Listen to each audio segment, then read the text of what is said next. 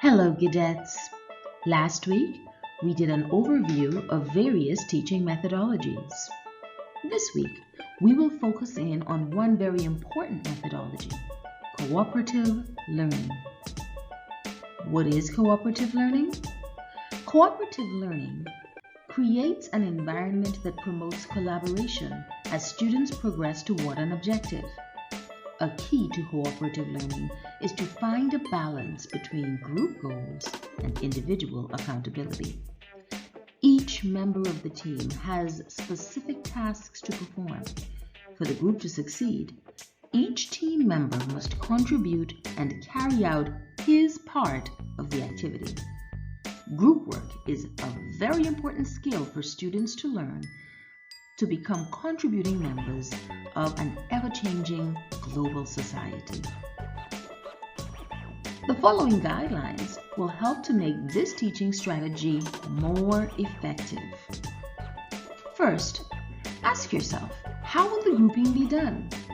Decide beforehand if the grouping may be done randomly or by student choice, or if the teacher should determine who will be in what groups, based on students' behavior, personalities, and abilities, or some other criteria. Secondly, which instructions are given before students get into groups and which instructions should be given after?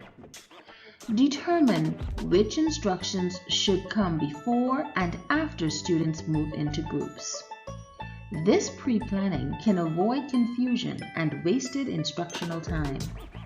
It is important not to give instructions while the students are moving to get into their groups. Be sure to provide for face-to-face interactions.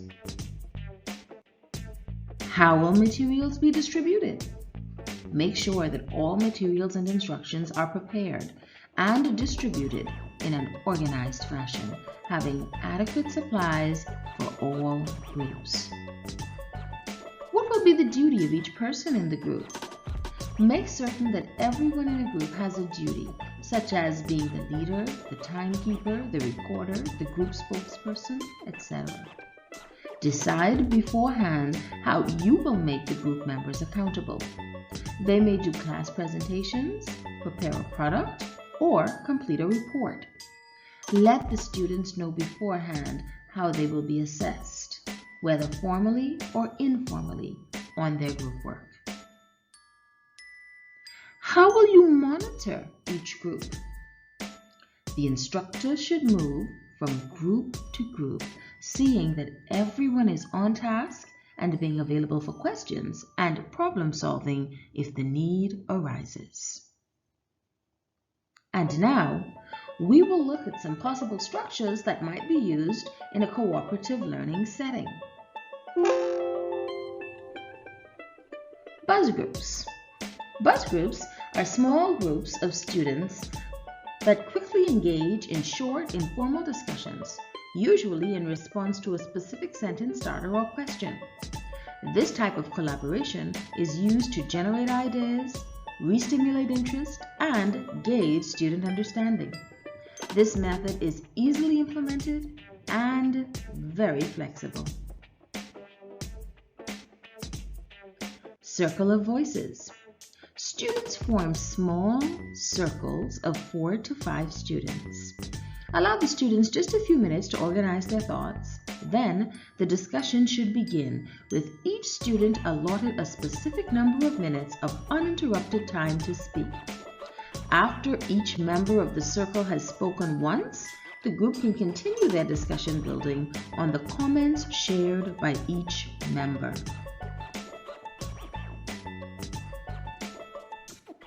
Composition pairs.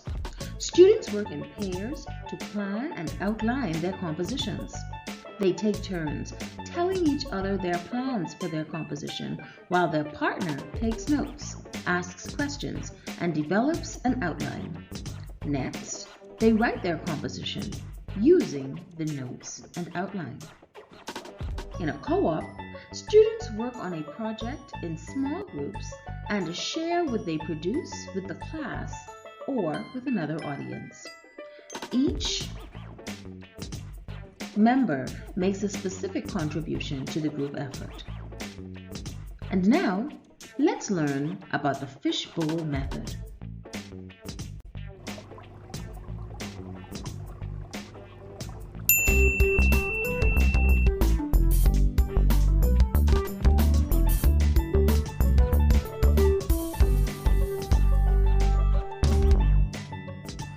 Hi, I'm Alex for Teach Like This. How do you teach conversation? What is good conversation? You definitely know it when you see it, but how do you teach it? One way to do it is by using the fishbowl teaching method. In a fishbowl activity, two students are having a conversation in an inner circle. The rest of the class is surrounding them. Only the two people inside the fishbowl are speaking, and everyone else is grading based on a rubric. This fishbowl method allows you to explicitly teach a variety of social skills. It allows for the class a unique opportunity to observe and learn about social interactions. This strategy is a cooperative learning structure for small group or partner discussions, and it can be used in any content area. So how do you do it? Let me tell you. Before you decide who's going to speak in the center, have a discussion with the class about what the goals for the fishbowl are. Examples of possible goals could be ask good questions, or intently listen and use what the other person says in your argument, or listening for accuracy.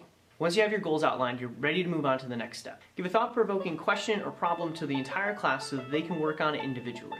While this is going on, you can embed reading in here and have students read an article about a similar problem, or you can have them consider artwork or a quotation from the period. Once you've given some time for the students to think about their problem on their own, they might want to get into pairs and groups and share their ideas, or not. However you want to do it, now you're ready to move on to the next step. Once you have your two students in the fishbowl, have everyone move around them, thank them for being inside the fishbowl, and acknowledge that they might be nervous about being watched, but to do the best that they can. Next, remind the people inside the fishbowl about their goals, and remind the observers about what their job is during the conversation. After the conversation is over, debrief with the whole class about what they saw, good things and bad things. Before we break up and move back to our desks, I have students at this time add in any other pieces of information that they might find important. I like this part because it makes the conversation become a little bit more organic. That's all for this episode. If you have additional questions, you can connect with me on Twitter, by email, or by commenting down below. And as always, subscribe to get weekly strategies in your newsfeed. I'm Alex, and that's Teach Like This.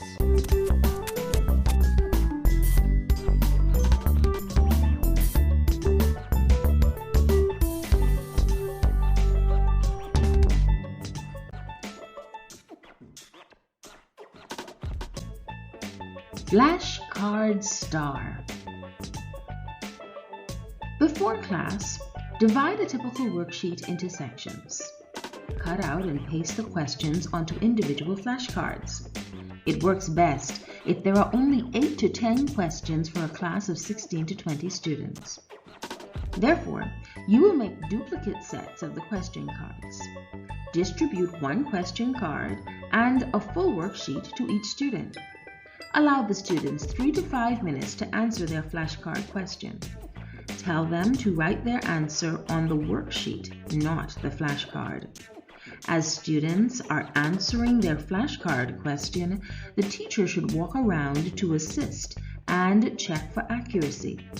It is very important that struggling students receive a flashcard that will guarantee success.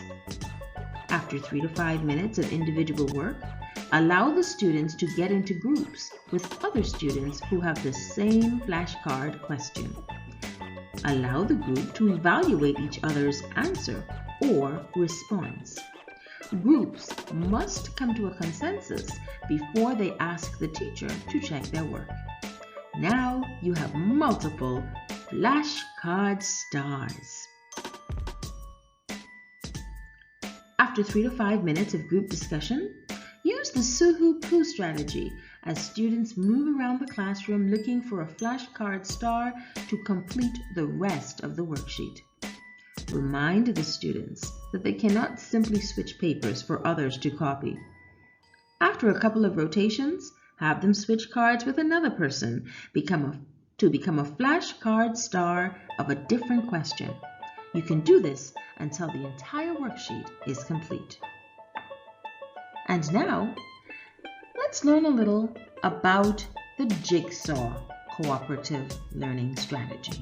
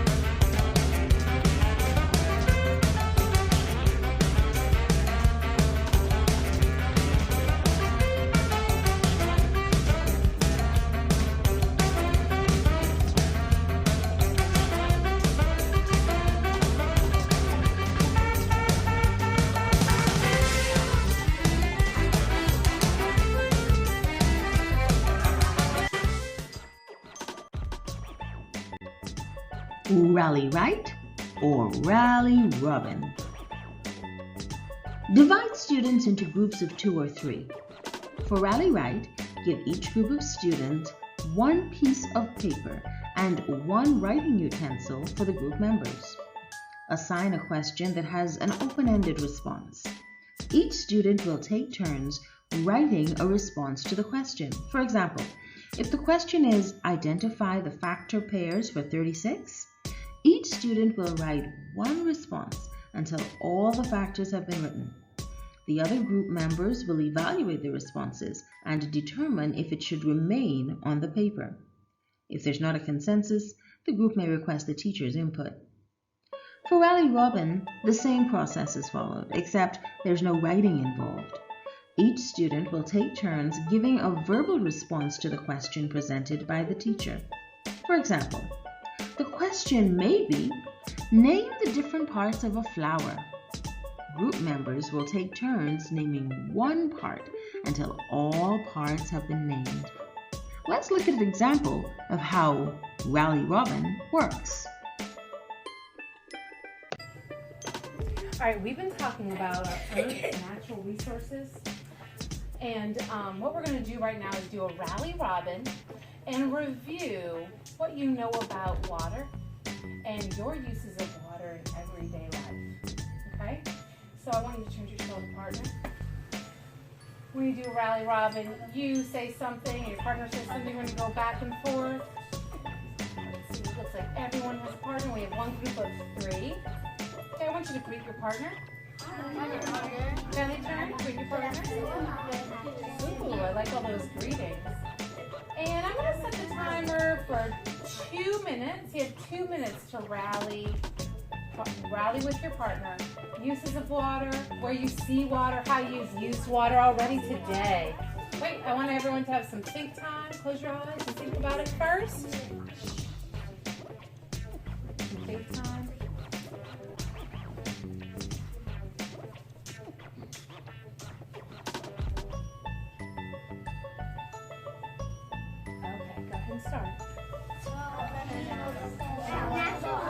Okay, go ahead and start.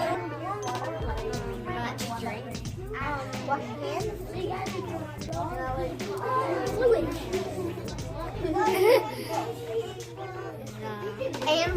Animals need water.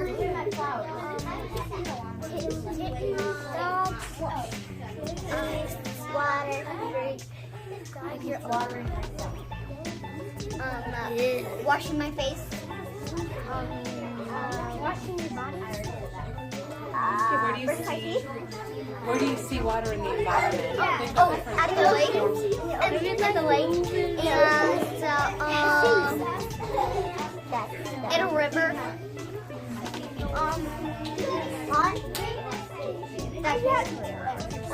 Water fountain. Do you remember in Rally Right when I mentioned the Su-Hu-Pu method? Well, let's learn a little more about that. Su-Hu-Pu is otherwise called stand up, hand up, pair up. This is a fun way to mix students up to have dialogue with their classmates. Pre-select an upbeat instrumental with no words. Tell the students to stand up and put their hands up in the position as if they're being sworn in or as if they're saying their cadet pledge. Play the music for 10 to 15 seconds, allowing the students to travel around the room the way we do in musical chairs. Randomly stop the music. When the music stops, the students must pair up with a person closest to them. Allow 3 to 5 minutes for discussion of the question or topic assigned by the teacher. When the music restarts, students must say thank you or something polite to their partner and begin traveling in the Su-Hu position.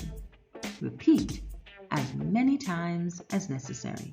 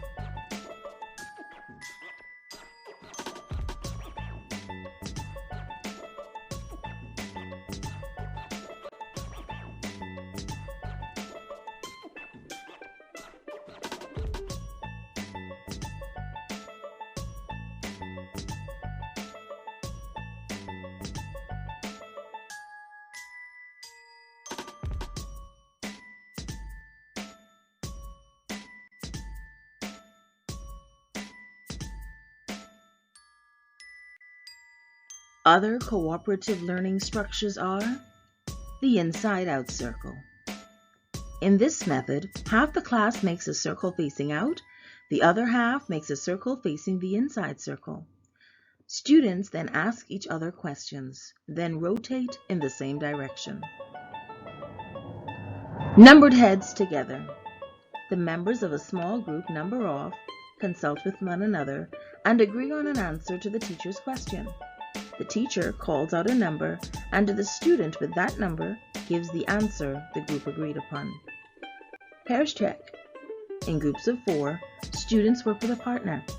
Each partner takes a turn solving a problem while the other coaches.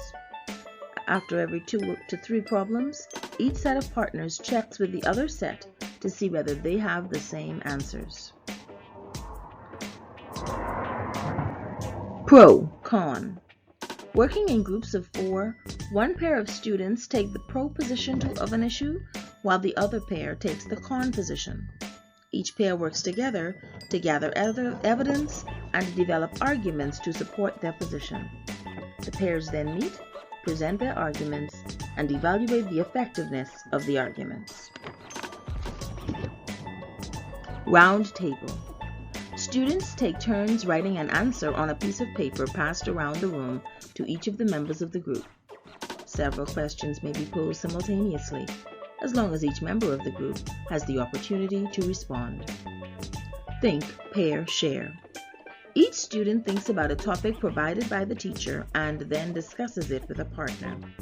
The partners share with the class the results of the discussion. 3-step interview. Pairs of students in small groups take turns interviewing each other. Then, each student shares with the group the information learned in the interview. Turn to your neighbor. Each student turns to a neighbor in the classroom and asks him or her to explain material the class is discussing. Students share their questions and answers with another pair of students. These cooperative learning structures can be done with a combination of other teaching methodologies to make your lessons come alive.